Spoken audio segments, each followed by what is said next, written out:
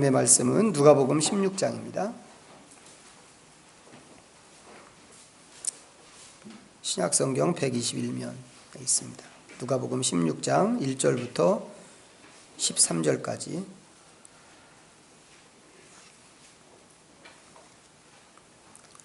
찾으셨으면 주신 말씀을 우리 교독으로 읽겠습니다. 누가복음 16장 1절부터 13절. 제가 먼저 읽습니다. 또한 제자들에게 이르시되 어떤 부자에게 청지기가 있는데 그가 주인의 소유를 낭비한다는 말이 그 주인에게 들린지라.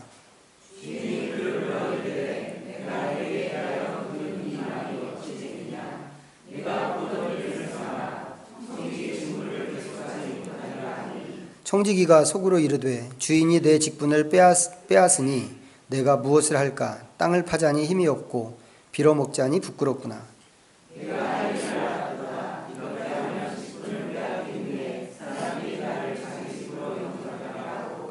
주인에게 빚진 자를 일일이 불러다가 먼저 온 자에게 이르되 내가 내 주인에게 얼마나 빚졌느냐.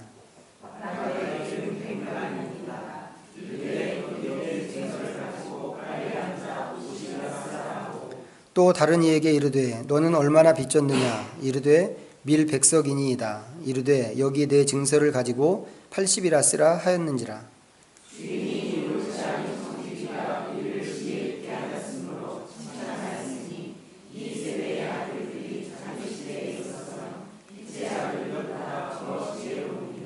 내가 너희에게 말하노니 불의의 재물로 친구를 사귀라. 그리하면 그 재물이 없어질 때에 그들이 너희를 영주할 처소로 영접하리라.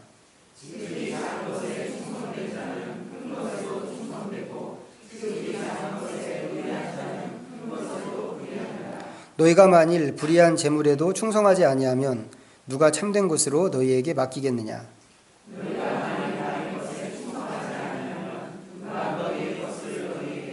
같이 읽습니다. 집 하인이 두 주인을 섬길 수 없나니 혹 이를 미워하고 저를 사랑하거나 혹 이를 중히 여기고 저를 경히 여길 것임이니라. 너희는 하나님과 재물을 겸하여 섬길 수 없느니라. 아멘. 준비하신 찬양 하나님 앞에 올려드리겠습니다.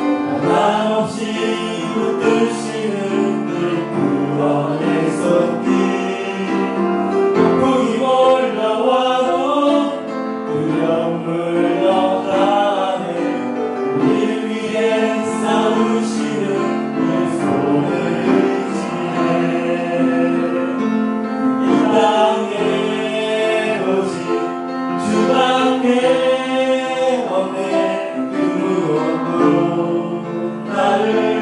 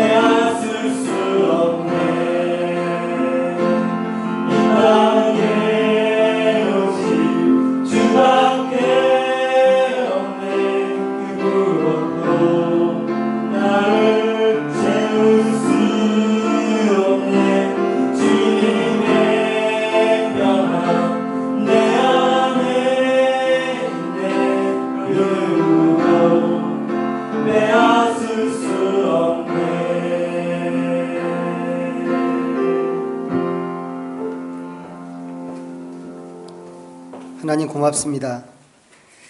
우리 주님께서 하늘의 영광을 버리시고 이 땅에 오신 우리의 구원자이십니다. 주님은 주님 가지신 그 좋은 것을 버리셨는데 우리는 이 땅에 살면서 자주 영광을 취하려고 씨름을 하고 있습니다. 하나님, 고백한 것처럼 우리의 마음에 오직 주님의 영광으로만 채우기를 기뻐하는 저희들이 되게 하여 주옵소서. 이 시간에도 귀하고 복된 말씀을 우리에게 주셨사오니 말씀을 통하여서 배우게 하시고 또 거울 삼아서 우리 자신을 돌아보게 하시고 하나님께서 말씀하시는 방향과 목적지를 향하여서 힘있게 걸음을 걷는 저희들이 되도록 이 말씀을 통하여 우리에게 힘을 더하여 주시옵소서. 예수님의 이름으로 기도드립니다. 아멘. 거기 소리 들리나요? 저 방에. 잠오실 소리 좀 해주시죠. 자, 성경을 자주 읽으시는 분들은 오늘 읽은 말씀도 많이 읽어보셨을 텐데, 그렇죠? 근데 이 말씀이 읽을 때마다 좀 우리를 어렵게 하는 말씀 중에 하나죠. 왜 어려운가요? 이게 도대체 뭔 소리야 싶어서 그렇습니다.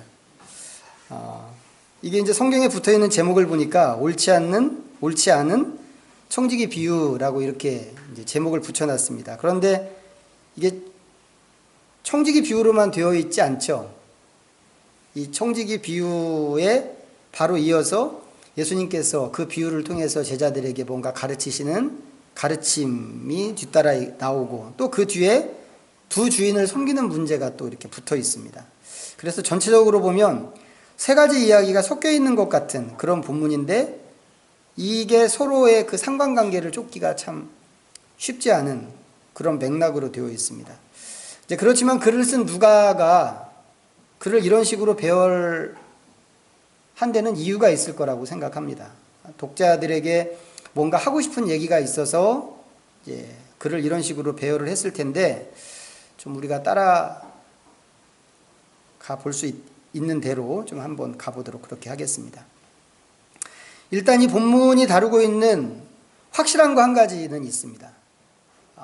이 세 개의 이야기가 어떤 상관관계를 갖는지 그것은 좀 정확하지 않을 수 있지만 또 그래서 우리가 이 말씀을 읽을 때 이게 도대체 뭘 얘기하는 거야 이제 이런 생각, 의문들을 가질 수는 있지만 그럼에도 불구하고 확실한 거 한 가지 있습니다.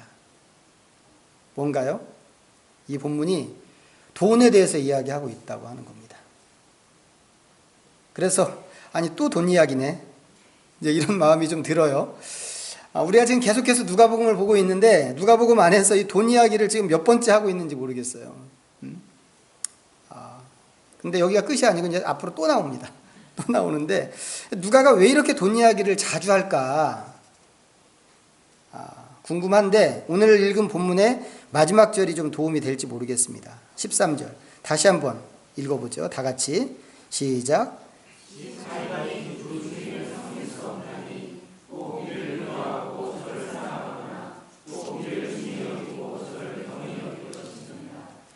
너희는 하나님과 재물을 겸하여 섬길 수 없느니라.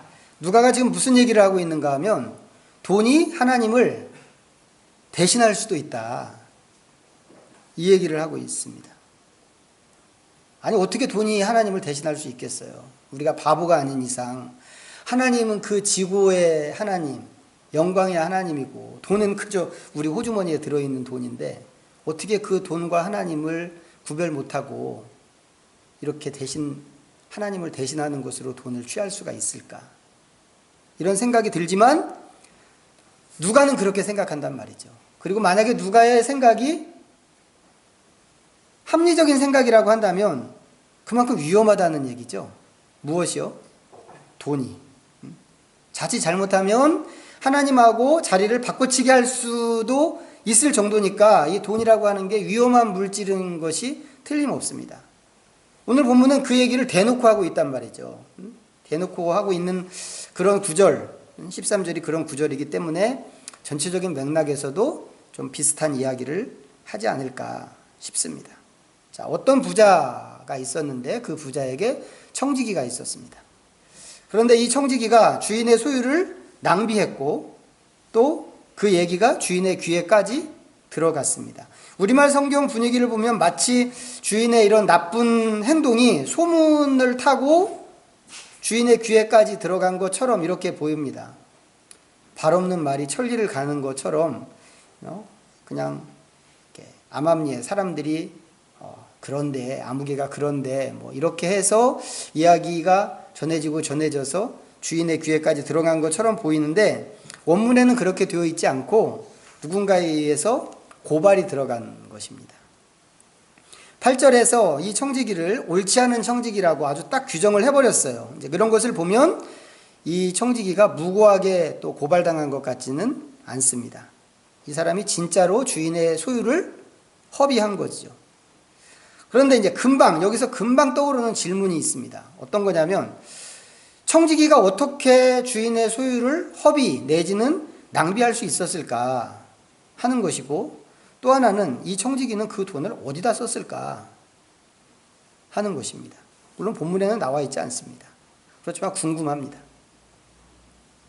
자, 답을 생각하기 전에 이제 먼저 좀 보고 싶은 것이 있는데, 오늘 보면 바로 앞에 나오는 이야기 있습니다. 무슨 얘기가 있나요? 딱 보실 때 바로 앞에 탕자 이야기가 있습니다. 너무너무 유명한 탕자 이야기. 우리 지난번에 읽었던 본문에서 세 개의 비유가 있는데 이 세 개의 비유 중에 세 번째 비유죠. 우리가 이제 이 부분은 읽지 않고 건너뛰었는데, 자, 그런데 이 비유에 나오는 주인공 탕자가 오늘 비유에 나오는 이 청지기하고 아주 비슷한 사람입니다. 어디가 비슷한가 하면 낭비했다고 하는 게 비슷합니다. 헬라어 성경에서도 보니까 같은 단어를 쓰고 있더라고요.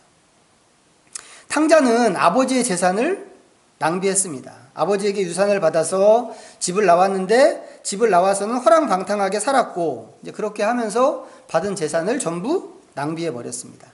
아들이 이렇게 할 수 있었던 이유는 뭘까요? 그가 아들이었기 때문에 가능한 일이었습니다. 자, 유대인들 문화에서는 사실 이렇게 하는 게 불가능한 일입니다. 왜냐하면 아버지가 살아있는 상태에서는 재산의 모든 소유권과 관리권을 아버지가 갖고 있게 되어 있거든요. 그래서 이 아버지가 그 재산을 아들에게 주는 것은 죽을 때나 주는 것입니다. 그런데도 불구하고 이 친구가 유산을 미리 달라고, 이거 굉장히 불효막심한 일이고 유대 사회에서 돌에 맞을 만한 그런 일들인데, 이 친구가 그렇게 유산을 미리 달라고 당당하게 요청해서 그 돈을 받아냈습니다. 하지만 이것도 전부 그가 아들이었기 때문에 할 수 있는 일이었죠. 이에 비해서 청지기는 어떤가요? 일단 청지기는 아들이 아닙니다. 아들도 아닌 사람이 어떻게 주인의 소유를 낭비할 수 있었을까? 여기 이야기 속에 나오는 청지기를 가만히 보면 그래도 이 사람이 권한을 좀 갖고 있는 사람인 것처럼 보입니다. 어떤 권한이요? 채무자들을 부를 수 있는 권한도 이 사람한테 있는 것 같고, 계약서를 쓰는데도 어느 정도의 권한을 갖고 있는 사람처럼 그렇게 보이죠. 이런 것을 보면 이 청지기는 종이나 노예가 아니란 말이죠. 재산을 관리해주는 관리자입니다. 옛날에 우리나라에 마름이라는 게 있었어요. 들어보셨나요? 마름? 우리 원권사님 정도 연세 되신 분들은 좀 들어보셨을 것 같은데, 이게 뭐 하는 사람이냐면 지주로부터 이 소작지를 이렇게 영역을 받아서 그것을 관리하고 감독하는 관리권을 위임받은 사람을 마름이라고 합니다. 소작을 누구한테 줄까? 소작을 주고 그 사용료를 얼마나 받을까? 이거 누가 결정하느냐면 이거 전부 마름이 결정하는 겁니다.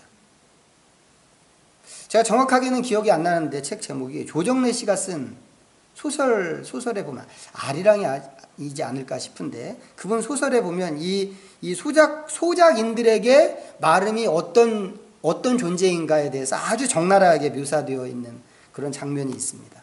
그야말로 갑 중에 갑이 마름이란 말이죠. 땅 주인보다 더 무서운 게 마름입니다. 왜요? 그럴 수밖에 없는 게 마름 눈밖에 나면 그 다음 소작이 뛰거든요. 물론 마름의 임무는 뭐예요? 지주의 재산을 잘 관리하는 겁니다. 하지만 이 사람이 지주 좋은 일만 시키겠어요? 그렇지 않단 말이죠. 자기의 그 마름이라는 자리를 이용해서 자기 재산을 축적하고 소작인들 괴롭히고 온갖 나쁜 짓을 다 했던 게 옛날 마름입니다. 심지어는 소작인 집에 이쁘장한 딸, 어린 딸내미 있으면 슬그머니 불러다가 겁탈하고. 그래도 어떻게 할 수 없는 거예요. 눈 밖에 나면 소작 뛰니까. 오늘 말씀에 나오는 청지기가 뭐 그 정도로 나쁜 짓을 일삼았던 사람인지는 잘 모르겠습니다만, 청지기라는 자리는 이제 그렇게 마름에 비할 수 있는 그런 자리라고 할 수 있습니다. 그러니까 이 지위를 이용해서 주인의 소유를 그렇게 낭비할 수 있었던 것이죠. 그런데 그 소리가 주인의 귀에 들어갔고, 주인은 청지기를 불러서 야, 너 장부 좀 보자, 이제 이렇게 얘기한 겁니다. 내가 보던 일을 세마라 하고 하는 말이 이제 그런 얘기입니다. 주인의 요구에 청지기가 깜짝 놀랐죠. 그리고는 앞으로 일이 어떻게 진행될까를 상상하는데, 주인이 결론을 내리기 전에 자기가 미리 결론을 내렸습니다. 뭐라고요? 주인이 내 직분을 빼앗으니, 이렇게. 물론 주인이 먼저 청지기 직분을 계속하지 못하리라 이제 이런 말을 했긴 했습니다만, 그거는 이제 잘못한 게 확정될 때 그렇게 되는 거죠. 장부를 점검해서. 잘못한 게 없으면 걱정할 게 없습니다. 그런데 이렇게 걱정하는 것을 보니까 이 사람이 잘못한 게 분명하다고 하는 겁니다. 어쩌면 좋을까요? 이 청지기가 이제 그 자기의 위치를 뺏기고 나서 그럼 자기가 무엇을 할 수 있을까? 자기가 할 수 있는 일들을 꼽아봤습니다. 첫째, 땅 파서 먹고 살기. 막노동하는 거죠. 하지만 이렇게 힘든 노동을 생업으로 삼으려면 힘이 있어야 됩니다. 육체적으로 힘이 있어야 되는데 지금까지 뭐 한 사람이에요? 관리자 노릇만 했단 말이죠. 이렇게 힘든 일은 해본 적이 없어요. 그래서 앞으로도 이거 하기가 참 어렵습니다. 그러니까 이거 하기 정말 어려운 거죠. 자, 그래서 두 번째 생각했는데, 그럼 뭐 할까? 빌어먹어야 될까? 생각했는데, 빌어먹는 것은 육체적으로 힘들 것은 없죠. 이건 되게 쉬운 일입니다. 깡통 하나만 있으면 되는 거니까. 하지만 이 일은 자존심에 상처를 주는 일입니다. 지금까지 뭐 한 사람이었어요? 이 사람은 다른 사람 위에 군림하다시피 하면서 살아왔던 사람이란 말이죠. 그런 사람이 허리 굽히고 거린 생활을 한다고 하는 것은 너무너무 수치스러운 일입니다. 그래서 이것도 할 수 있는 일이 아닙니다. 오늘 성경에는 나오지 않지만 다른 집에, 다른 부잣집에 청지기로 들어갈 수도 있겠죠. 만약에 그렇게 될 수 있으면 그거야말로 최고로 좋은 일입니다. 하지만 그것은 쉬운 일이 아니죠. 정말 어려운 일입니다. 왜 어려운 일인가요? 이미 청지기로서 주인에게 어떤 손해를 끼쳤는가 하는 것이 소문이 났단 말이죠. 소문이 쫙 났기 때문에 이런 사람을 뭐 관리 능력은 있는지 모르겠지만 청지기로 쓰겠다고 하는 사람이 나타나기가 어렵습니다. 그러니까 이것도 역시 어려운 일입니다. 저는 사실 청지기가 이런 고민을 하는 것이 되게 납득이 안 가는 그런 일이라고 생각이 돼요. 왜 그런가 하면 아까 말씀드렸던 우리나라의 마름들은 마름 노릇하면서 재산을 꽤 많이 모았거든요. 땅 주인만큼은 아니겠지만 어느 집 마름이다라고 하면, 마름쯤 된다고 하면 이미 그 사람은 꽤 큰 재산가입니다. 그러면 그런 사람이 마름을 그만뒀다고 해서 야, 큰일 났네, 이제 나는 뭐 해 먹고 살까, 이런 거 걱정하겠냔 말이죠. 이미 부자이기 때문에 그럴 필요가 없는 것입니다. 그런데 지금 이 청지기는 주인의 소유를 낭비했는데 청지기 직분을 잃는다고 했을 때 먹고 살 것을 지금 걱정하고 있는 것입니다. 그럼 주인의 재산을 낭비했다는 게 뭐예요? 그 재산을 뒤로 빼돌려서 뭐 자기 은행 계좌에다가 쌓아놓고 이런 것은 아니었던 거죠.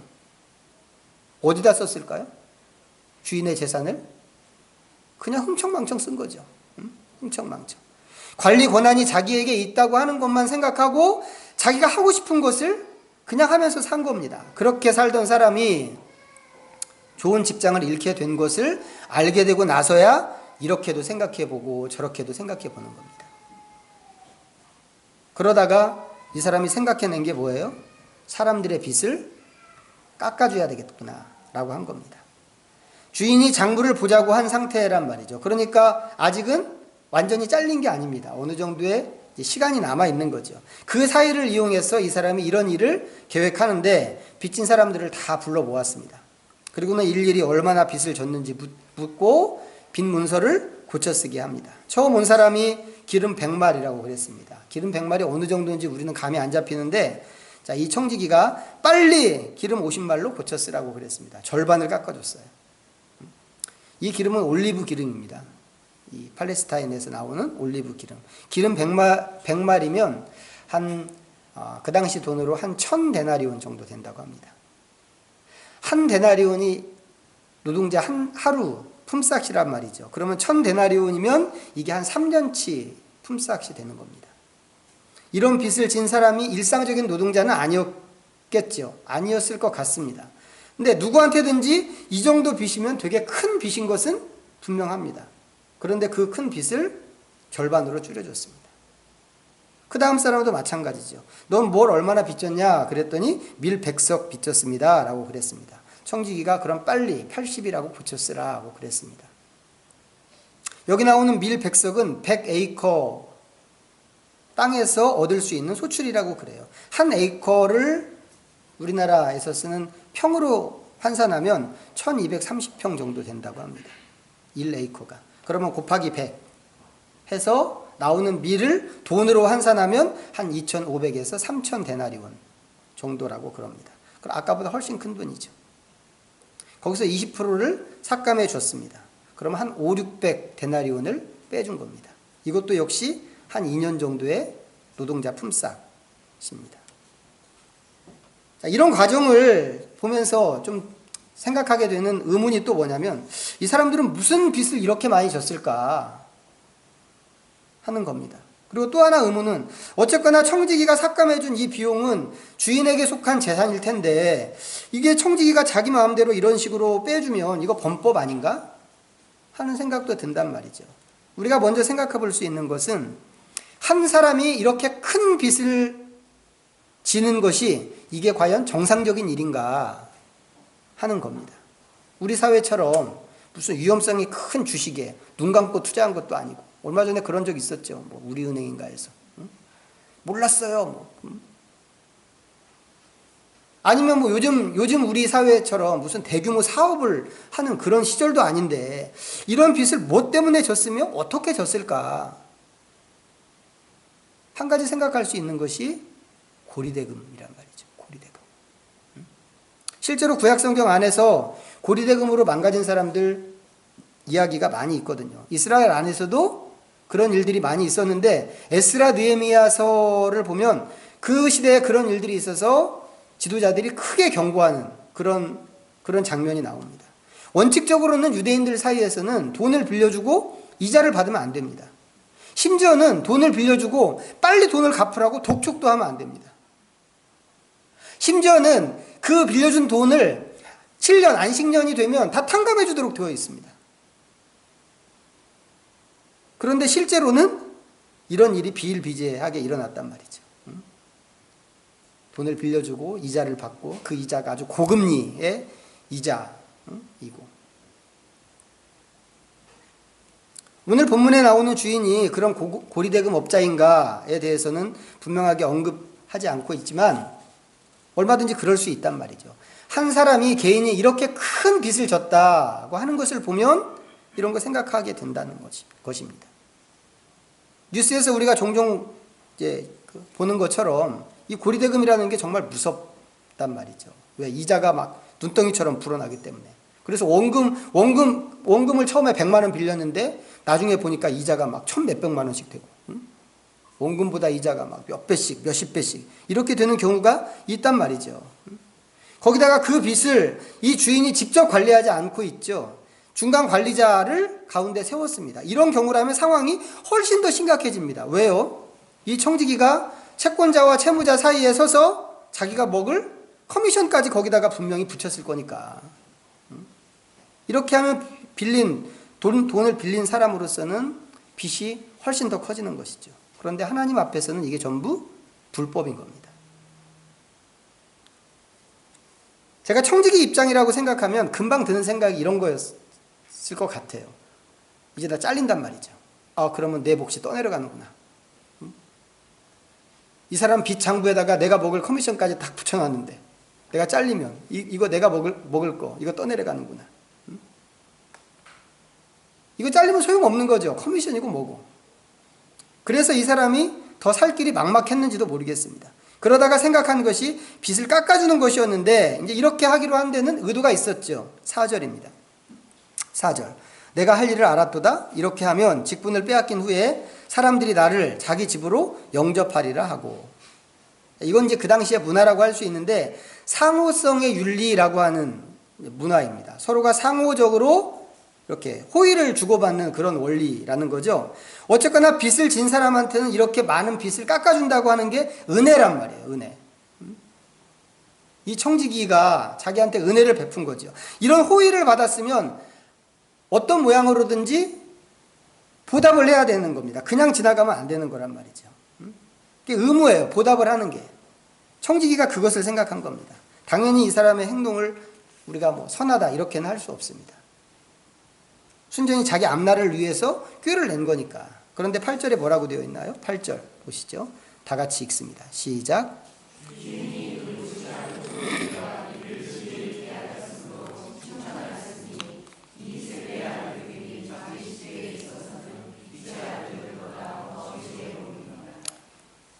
이 주인 누굴까요? 어떤 주인인가요? 청지기의 주인이죠. 근데 이상하지 않나요, 그럼? 청지기의 주인이라면 이거 정말 이상한 얘기란 말이에요. 아니, 지금까지 이 청지기가 어떻게 했어요? 자기 돈, 주인 입장에서 생각해보면 자기 돈을 허비한 청지기란 말이죠. 그걸 옳지 못하게 행동해서 나한테 손해를 끼치는구나 생각해서 이 청지기를 쫓아내려고 하는데, 아니, 이놈이 가는 순간까지 자기 돈을 낭비하고 있네. 그런데 그런 사람을 칭찬한다고 하면 이 주인이 정신이 어떻게 된 주인이 아니냔 말이죠. 그래서 헬라어 성경을 찾아보니까 여기서 말하는 주인이 퀴리오스라고 이런 단어로 되어 있습니다. 헬라어 퀴리오스. 퀴리오스라는 말이 뭐 보통 주인님이라고 이렇게 얘기할 때도 사용되는 말이기는 합니다. 그런데 하나님을 지칭할 때는 항상 이 단어를 쓰게 되어 있습니다. 그래서 구약 성경에 하나님에 대한 그 명칭들이 많이 있거든요. 뭐 엘로힘, 아도나이, 뭐 여러 가지 그 하나님에 대한 이름들이 나오는데, 그 구약 성경에 나오는 히브리어로 된 하나님의 이름을 헬라어 성경으로 이렇게 바꿔서 번역을 할 때 모든 하나님의 이름을 전부 퀴리오스라고 이렇게 바꿔서 번역을 했습니다. 그러면 이 주인이 누구라는 얘기예요? 하나님이 된다는 거죠. 물론 이제 학자들 사이에는 견해가 갈립니다. 이 본문이 우리가 읽을 때 이게 뭔 소리야 이제 이렇게 하는 게 아니고, 성경 학자들도 서로 헤매는 그런 본문이거든요. 그래서 학자들 사이에서도 이 주인, 이 퀴리오스가 누구냐라고 하는 거에 대해서 의견이 갈리는데, 이제 어떤 사람은 이 주인이 청지기의 주인이다 이렇게 말하는 사람이 있고, 어떤 사람은 하나님이다 이제 이렇게 얘기하는 사람이 있는데, 제가 생각할 때는 하나님이라고 해야 더 말이 되는 것 같습니다. 그래서 저는 이 청지기의 행동을 재산을 잃은 주인이 칭찬한 게 아니고 하나님이 칭찬하셨다고 생각하는데, 그럼 하나님이 왜 칭찬하셨을까? 두 가지 의미가 있습니다. 첫 번째는 이 위기의 순간에 어떻게 해야 살아날까 하는 것에 대해서 이 청지기가 사는 길을 제대로 알았다라고 하는 것입니다. 청지기가 의로운 일을 계획하지는 않았죠. 단지 고대 사회 안에 있던 상호 호혜의 원리를 잘 알았고, 그 원리를 이용해서 자기가 살 길을 제대로 찾았다고 하는 겁니다. 예수님이 생각하시는 것은 뭐냐면, 궁극적으로 이 세상의 마지막 순간이 왔을 때 우리는 어떻게 해야 될까 하는 것입니다. 주인이 청지기에게 요구한 것처럼 하나님께서 우리에게 너 회계장부 좀 갖고 와봐라 이렇게 하시면서 너가 하는 일을 셈하자라고 하실 때가 분명히 있을 텐데, 그때 결정적으로 살아날 수 있는 길이 무엇일까를 알아야 한다는 거죠. 그런 측면에서 청지기는 옳게 행동했다고 이야기할 수 있는 겁니다. 또 하나 칭찬드릴 만한 것은 뭐냐면, 이 사람의 행동이 돈을 가난한 사람들에게 분배해 준 효과를 일으켰다고 하는 겁니다. 물론 청지기가 이것을 의도하고 이 일을 계획한 것은 전혀 아닙니다. 그런데도 이렇게 되었는데 그것이 하나님 마음에 들었다는 것이죠. 그 돈으로 단지 자기를 위해서 쓸 것만 생각하지 않고 이렇게 한 겁니다. 자기만 생각할 수도 있었죠. 지금까지 자기만 생각하고 흥청망청 주인의 돈을 허비했던 사람입니다. 그래서 이 대목에 와서도 그렇게 행동할 수 있었어요. 자기 쓸 것만 생각하고. 그런데 그렇게 하지 않고 어려운 사람들을 돕는 행동을 지금 했다고 하는 것이죠. 어차피 이 돈은 불의한 돈이었습니다. 만약에 제가 설명한 것처럼 고리대금 이자로 이렇게 쌓인 그런 돈이라면 당연히 그 사회에서 관행적으로 받아내던 그런 돈이었단 말이죠. 그렇지만 하나님 앞에서는 불의한 돈이었던 거죠. 그 돈으로 더 나은 일을 이 사람이 했다고 하는 겁니다. 청지기가 깎아준 금액이 어쩌면 자기가 먹기로 한 커미션일 수도 있습니다. 그래서 보험처럼 이것을 내가 깎아주고 내가 먹을 것을 내가 지금 당장에 이 자리에서 쫓겨나면 그 커미션이고 뭐고 다 떠내려가는 거니까 소용이 없는 거니까 그것을 여기서 깎아주고 내가 여기서 쫓겨난 다음에 살아날 수 있는 길을 찾는 보험으로 삼아야 되겠다. 뭐 이렇게 생각하고는 자기가 먹을 몫을 깎아준 것일 수도 있습니다.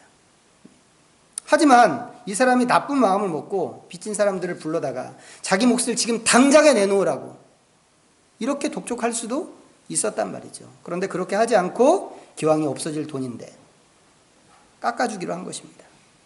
이것이 가난한 사람들을 돕는 결과를 만들었다고 하는 것이죠. 예수님께서는 청지기의 이런 행동을 불의한 재물에 충성한 것이라고 이렇게 평가를 하셨습니다.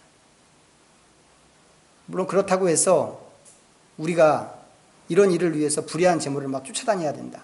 이런 얘기는 절대로 아닙니다. 그렇게 오해하시지는 않으시죠? 가능하면 우리는 의로운 것으로 의로운 일을 해야 하는 사람들인데 예를 들면 에베소서에 있는 말씀에 이런 말씀이 있습니다. 들어보세요. 도둑질하는 자는 다시 도둑질하지 말고 돌이켜 가난한 자에게 구제할 수 있도록 자기 손으로 수고하여 선한 일을 하라. 누구한테 하는 소리인가요? 도둑질하는 사람들한테 하는 소리입니다. 그런데 너 이제 도둑질 끊어라. 거기에서 더 나가서 열심히 일해서 그것으로 가난한 사람들을 구제해라. 이런 얘기란 말이죠. 직업적으로 도둑질하는 사람이 구제할 수 있을까요? 할 수 있겠죠. 할 수 있습니다. 하지만 그 모양이 되게 웃기는 모양이란 말이죠. 무슨 임꺽 정도 아니고. 응? 내가 다른 사람 구하기 위해서 도둑질한다. 이거는 있을 수 없단 말이죠. 하나님은 원하시는 것은 그런 식으로 구제하고 그런 식으로 착한 일을 하는 게 아닙니다. 오히려 목적이 선하면 과정도 선해야 한다고 하는 것이 하나님의 뜻이고 하나님 나라의 원리라고 하는 것이죠. 그렇기 때문에 궁극적으로 예수의 제자들이 추구할 것은 선한 과정과 선한 목적이어야 한다고 하는 것입니다. 다만 오늘 말씀에서 예수님은 불의한 재물을 말씀하셨는데 어떤 경우라도 그것으로 선을 행하는 것이 옳다라고 하는 차원에서 이 말씀을 하셨다고 보여진다고 하는 겁니다. 대부분의 사람들에게는 부자 되고 싶은 열망이 있습니다. 저도 부자 됐으면 좋겠어요. 목사가 어떻게 부자 될 수 있을지는 모르겠지만 여러분도 좀 그런 마음이 있지 않나요? 아마도 이 세상의 모든 사람들에게 그런 마음이 있을 거라고 생각합니다. 왜 그럴까? 왜 부자 되고 싶을까? 얼마나 이게 열망이면 부자 되세요라고 이렇게 새해 인사를 할까? 이미 몇 번 말씀드렸지만 돈이 많으면 안전하다고 생각하기 때문에 그런 것입니다. 하지만 이런 생각은 돈이 없을 때 하는 생각이죠. 돈이 있으면 내가 좀 더 안전할 텐데, 이 불안한 것 좀 해소될 텐데, 돈 없을 때 그런 생각한단 말이죠. 안전이 확보되면 어떨까? 돈 욕심 안 낼까요? 난 충분한데, 지금 있는 거 가지고 내가 충분히 먹고 사는데. 그러면 돈 욕심 없을까요? 절대 아니란 말이죠. 돈 욕심이라고 하는 것은 그야말로 끝이 없는 것이어서 목표를 채우면 그 다음 더 큰 목표를 세우는 게 돈에 대한 생각, 우리의 생각입니다. 이렇게 하는 이유가 뭘까요? 돈이 힘이고 권력이기 때문에 그렇습니다. 돈이 많은 사람은 자기가 하고 싶은 것을 뭐든지 할 수 있다고 생각하게 된다는 말이죠. 최근에 우리나라 재벌 3세들의 마약 문제가 뉴스에 나왔습니다. 이상하죠? 그런 얘기 보면 되게 이상합니다. 아니 그 많은 돈을 갖고 왜 인생을 그렇게 사냐? 이런 생각이 저절로 든단 말이죠. 그런데 의외로 돈 많은 사람들 사이에서 이런 일들이 곧잘 일어납니다. 뭐 재벌 3세만 그러겠어요? 그 우리가 알고 있는 그 뉴스에 나왔던 그 연예인들 다 그런 사람들 아니겠어요? 물론 돈을 엄청나게 많이 갖고도 바르게 사는 사람이 있죠. 분명히 뭐 빌 게이츠처럼 막 기부해가면서 이렇게 사는 사람이 있습니다. 하지만 이런 사람은 돈을 목적으로 사는 사람이 아닙니다. 그 사람들한테는 돈보다 더 중요하고 더 가치 있는 게 있더란 말이죠. 그러니까 돈 가지고 사고 칠 염려가 없습니다. 이런 사람들은. 사고는 누가 치나요? 돈을 목적으로 삼는 사람들이 사고를 칩니다. 그런데 그렇게 돈을 목적으로 삼는 이유가 무엇인가? 그 속내를 들여다보면 내가 하고 싶은 일을 마음대로 할 수 있다고 하는 데 있단 말이죠. 오늘 말씀은 돈을 어떻게 사용해야 하는가를 보여주는 말씀입니다. 하지만 다른 측면에서 보면 이 말씀은 종말을 어떻게 준비해야 하는가의 문제를 다루고 있는 말씀이기도 합니다. 왜 그런가 하면 마지막 순간에 하나님께서 너가 하던 일을 셈하자라고 틀림없이 우리에게 말씀하실 것이기 때문에 그렇단 말이죠. 재물을 사용하는 태도는 바로 그 일을 준비하는 일에 속한다고 하는 겁니다. 종말을 준비하는 일. 물론 세상을 살아가기 위해서 필요한 게 있죠. 돈이 필요하고 뭐 건강도 필요하고 지식도 필요하고 학벌도 필요하고 여러 가지 필요한 것들이 있습니다. 모든 사람한테 다 그러죠. 돈이 필요 없는 사람이 어디에 있겠어요. 하지만 중요한 것은 어떤 사람한테는 이 필요를 그 필요하다고 싶은 그 필요를 채우기에 가진 것이 충분하지 않고 어떤 사람은 넉넉하고 또 어떤 사람한테는 과도하게 많더라고 하는 겁니다. 하나님이 바라시는 것은 뭐냐면 그 여분의 물질이 여분의 기회가 여분의 재능이 다른 사람들의 모자람을 채워주는 것에 있다고 하는 것이죠. 그래서 하나님이 주시는 세상에서 이 세상 우리가 사는 이 세상 말이죠.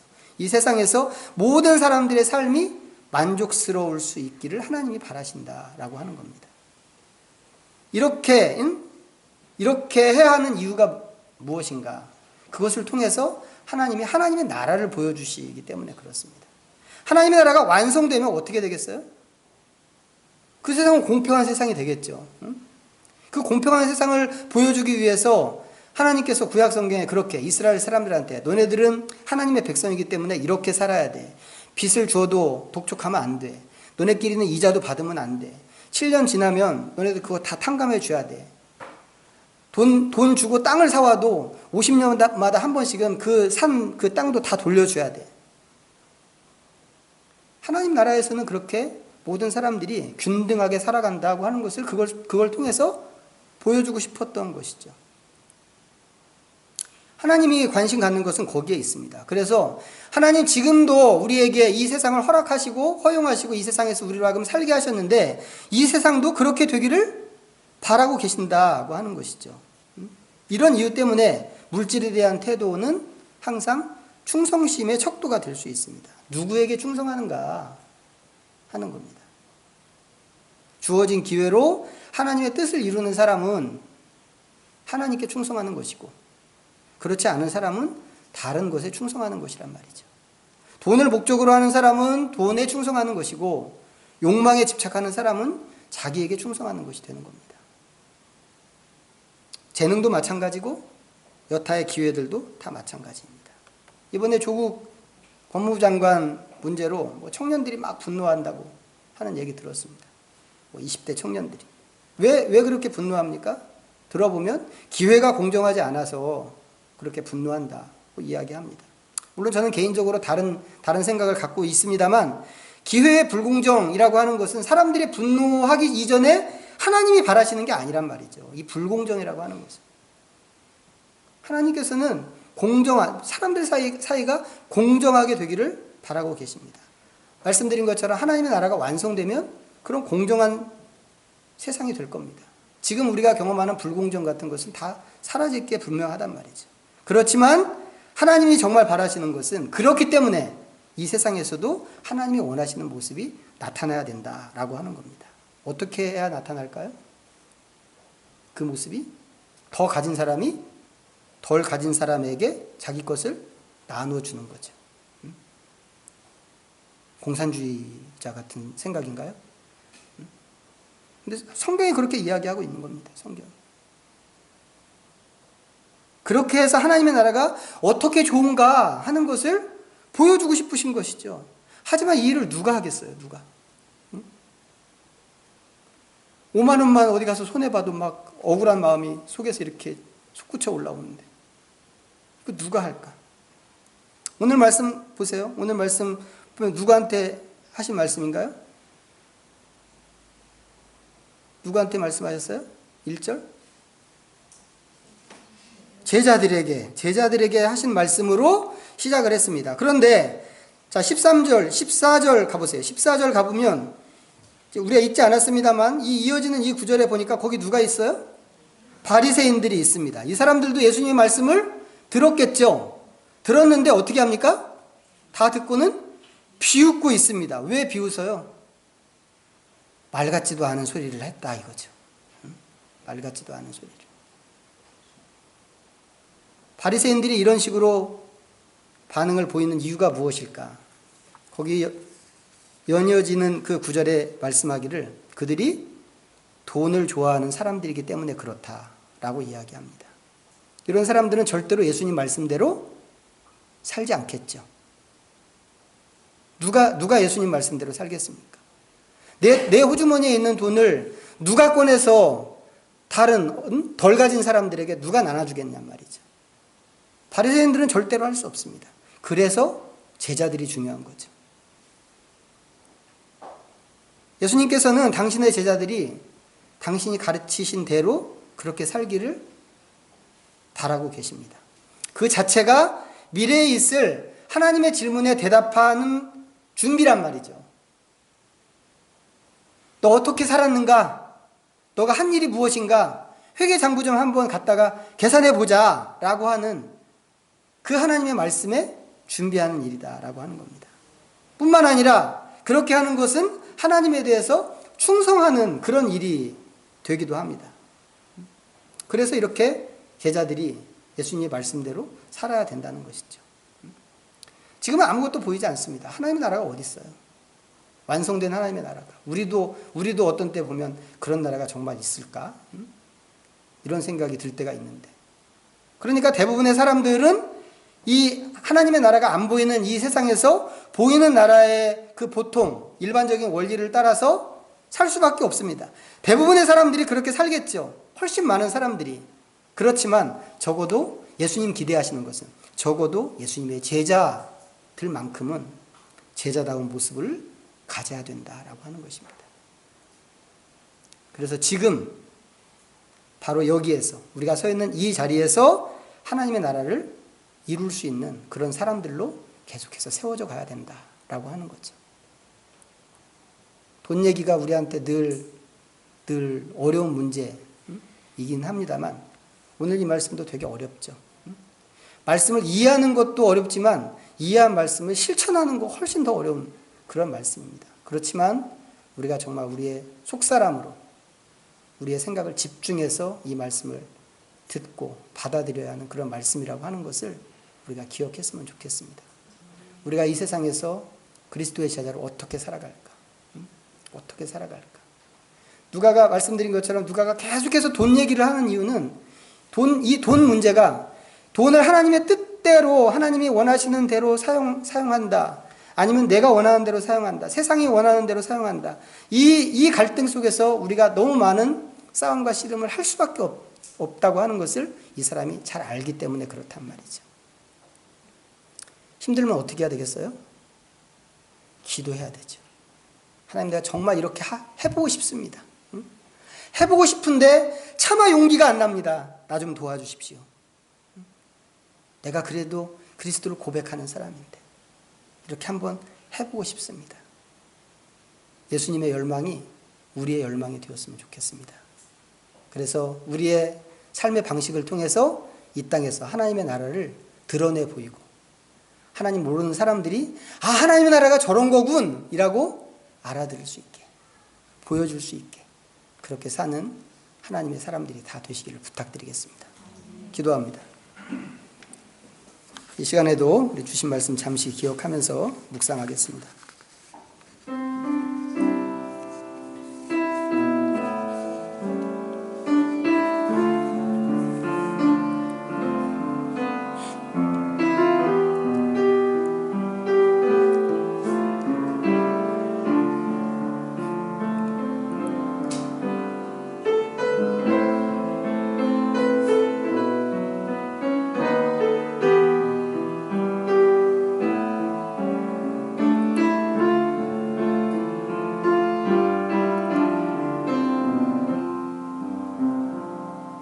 하나님 아버지, 우리 마음의 허술함을 살피시고 우리를 불쌍히 여겨 주옵소서. 모든 것이 하나님에게서 나온 것이지만 그 사실을 자주 잊고 욕심에 사로잡힐 때가 많은 것을 용서하여 주시기를 원합니다. 우리에게 있는 것은 하나님의 것이고 하나님의 뜻을 이루기 위해서 맡긴 것임을 기억하게 하시고 우리 스스로가 하나님의 청지기로만 살게 하여 주옵소서. 우리에게 맡겨진 물질뿐만 아니라 우리의 재능을 비롯하여 시간과 지성, 기술에 이르기까지 하나님의 공평함을 이루고 연약한 사람을 세우는데 온전히 사용되도록 우리의 일거수일투족을 주장하여 주옵소서. 오직 하나님께 충성하게 하시고 작은 것에 충성할 때 더 큰 것으로 맡기시는 하나님이신 것을 알게 하여 주옵소서.